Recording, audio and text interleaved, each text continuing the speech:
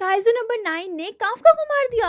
अरे यार! अब तुम सोच रहे होगे कि मैं ऐसा क्यों कह रही हूँ? बिकॉज़ यार तुमने पहले वाले एपिसोड्स नहीं देखे मुझे लगता है। पहले जाके वो देख कर आओ यार, तो तुम्हें समझ आ जाएगा। बिकॉज़ पिछले एपिसोड में लास्ट का सीन मैं आपको बताती हूँ कि यहाँ पे ना काइज़ू नंबर 9 ने काफ़्का की कोर निकाली होती है उसको मार के।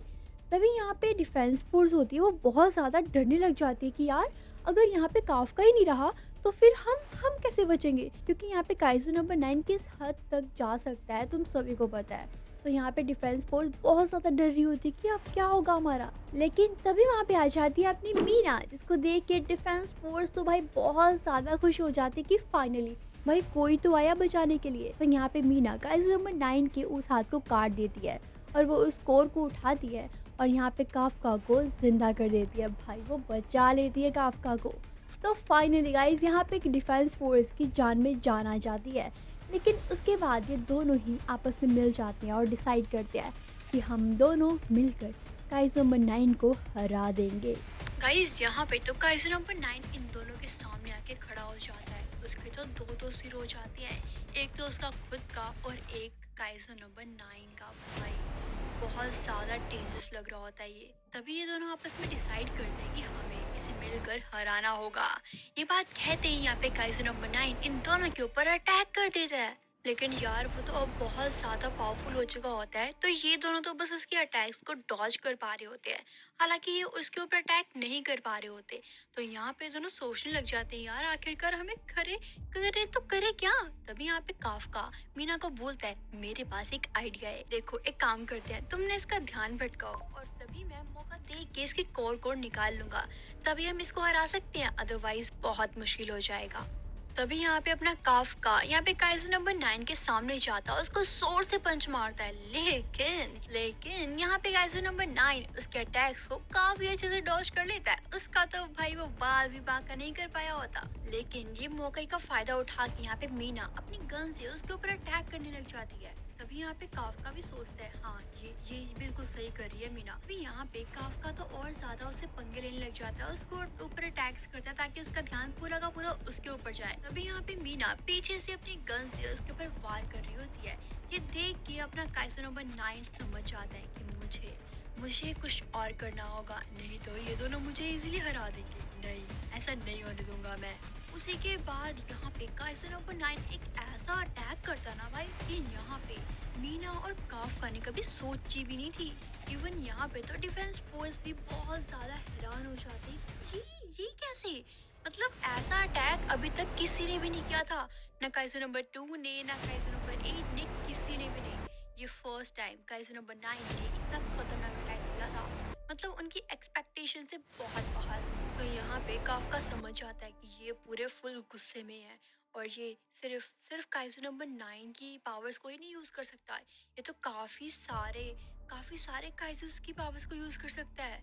और यहाँ पे भाई वो तो पूरे गुस्से में आ जाता है और अटैक्स करने लग जाता है जोरों जोरों से। तो ये दोनों समझ नहीं पाते यार अब हम करेंगे क्या, क्योंकि यहाँ पे काइज़ो नंबर 9 तो काउंटर अटैक्स करने लग जाता है।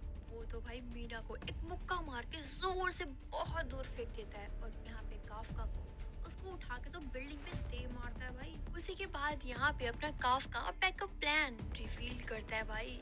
असल में आप सोचोगे यार ये कौन सा बैकअप प्लान, नहीं पता ना, तो चलो मैं बताती हूँ आपको। आई होप आपको ये चीज़ तो याद ही होगी जब अपना काफका एक छोटे से काइज़ो की वजह से काइज़ो नंबर 8 में ट्रांसफॉर्म हो पाया था और जब काफका डायरेक्टर एसाऊ से फाइट कर रहा होता है तभी यहाँ पे उसकी तो आंखें एकदम से रेड हो गई थी बिकॉज वो बहुत ज़्यादा अजीब सा दिखने लग गया था। याद है ना आपको वो सीन, मतलब वो आउट ऑफ कंट्रोल हो चुका था, वो अपने आप को कंट्रोल कर ही नहीं पा रहा था, मतलब वो जो चीज़ें नहीं भी करनी थी ना वो चीज़ें कर रहा था। और ये सब कुछ हुआ था ये छोटे वाले काइज़ू की वजह से। इसीलिए अपना काफका यहाँ पे काइज़ू वाली पावर को बहुत ज़्यादा यूज़ कर लेता है ना जब, तो यहाँ पे जो छोटा वाला काइज़ू है वो उसके ऊपर हावी हो जाता है, मतलब वो ना उसकी बॉडी को कंट्रोल करने लग जाता है जो कि उसको बहुत ज़्यादा डेंजरस बना देता है बिकॉज वो आउट ऑफ कंट्रोल हो जाता है। तो यहाँ पे अपना काफका सोच लेता है कि मैं इसी फॉर्म को काइज़ो नंबर 9 से लड़ने के लिए यूज़ करूँगा, तभी मैं कुछ कर पाऊँगा, नहीं तो मैं इसको मार नहीं पाऊँगा बिकॉज ये अग्रेशन में है और बहुत ज़्यादा पावरफुल बन चुका है। तो मुझे इस फॉर्म को अपनाना होगा। तो यहाँ पे अपना काफका सोचता है कि मुझे इस फॉर्म को अपनाना होगा अगर मुझे काइज़ो नंबर 9 को हराना है तो। क्योंकि अगर ये फॉर्म अपनाएगा नहीं तो यहाँ पे काइज़ू नंबर 9 पहले से ही बहुत एग्रेशन में है और वो बहुत कुछ कर रहा है, तो उसको हराना नामुमकिन है। तो यस, वो इस फॉर्म को अब अपनाने वाला है। इसी के बाद फाइनली अपना काफ़का यहाँ पे अपनी काइज़ू वाली फॉर्म में ट्रांसफ़ॉर्म हो जाता है। भाई वो काफ़ी ज़्यादा डेंजरस लग रहा होता है, बहुत ही ज़्यादा। और तभी वो यहाँ पे अपना टाइम बिना वेस्ट करे मीना को बोलता है कि तुम मुझे पीछे से बैकअप देना, क्योंकि मैं अब इस फॉर्म में काइज़ू नंबर 9 को हरा कर ही आऊँगा। उसके बाद वो जाता है यहाँ पे काइज़ू नंबर 9 के सामने। उसके बाद जो इनकी फाइट होती है भाई बहुत टक्कर की, बिकॉज़ यहाँ पे काइज़ू नंबर 9 भी बहुत पावरफुल है और अब ये तो और भी ज़्यादा पावरफुल है। अब देखना तो ये है कौन किसको मारेगा और कौन जीतेगा, देखते हैं आगे। कुछ ही देर बाद यहाँ पे काफ़का काइज़ू नंबर 9 का तो भाई एक हाथ ही काट देता है। इस मौके का फ़ायदा उठाते हुए मीना अपनी गन का भाई इतनी ज़ोर से शूट करती है ना, लेकिन यहाँ पे अपना काइज़ू नंबर 9 भी कम नहीं था, बिकॉज़ यहाँ पे उसने अपने आस-पास एक शील्ड बना ली थी, जिसकी वजह से मीना उसको कुछ भी नहीं कर पाएगी। वो उससे तो बच गया, लेकिन काफ़का उसको बहुत ज़्यादा इंजर्ड कर चुका होता है। हालाँकि वो तो उसकी कोर भी निकालने वाला होता है, लेकिन फिर यहाँ पे काइज़ू नंबर 9 ना फिर से अपने आस-पास एक शील्ड बना लेता है, जिसकी वजह से यहाँ पे काफ़का भी उसको टच नहीं कर पा रहा होगा। लेकिन वो सोचता है कब तक शील्ड बना के रखोगे? अब तो मैं इसे तोड़ दूँगा। उसी के बाद यहाँ पे काफ़का इतनी ज़ोर से अटैक करता है ना काइज़ू नंबर 9 पे भाई, उसकी तो कोर सच में बाहर आ जाती है। नहीं, नहीं, नहीं, नहीं, वो मतलब बाहर नहीं आई होती, क्योंकि यहाँ पे उसकी कोर उसकी बॉडी के अंदर से दिख तो रही होती है, लेकिन वो वहाँ पे ब्रेक हो चुकी होती है। तभी मुझे लग रहा है गाइज़ यहाँ पे अब काइज़ू नंबर 9 का खेल तो ख़त्म, बिकॉज़ यहाँ पे अपना काफ़का ही बहुत है इसके लिए। लेकिन तभी यहाँ पे काइज़ू नंबर 9 को पता नहीं क्या होता है, वो यहाँ पे काफ़का को बोलता है कि चलो हम कुछ बात कर लेते हैं, कुछ इम्पोर्टेंट बातें। तभी हम देखते हैं यहाँ पे काफ़का तो किसी और ही डायमेंशन में आ जाता है। मतलब ये दोनों पुरानी बातों को ताज़ा कर रहे होते हैं, जहाँ पे काफ़का नोटिस करता है कि वो तो एक बहुत ही बड़ी बैटलफील्ड में है। उसके आसपास के लोग तो नीचे ज़मीन पे मरे हुए हैं। उसी के सामने खड़ा होता है छोटा वाला काइज़ू, भाई काइज़ू नंबर 9। वो यहाँ पे कहता है काफ़का से, मुझे तो लगा था ये सब कुछ एक सपना है, एक डेस्टिनी है, ये बस एक इमेजिनेशन है, लेकिन नहीं, ये सब कुछ तो पहले से ही प्लान्ड है, मुझे तो पता ही नहीं था। वैसे भी मैं कुछ देर का ही हूँ, उसके बाद मैं यहाँ से हमेशा हमेशा के लिए चला जाऊँगा।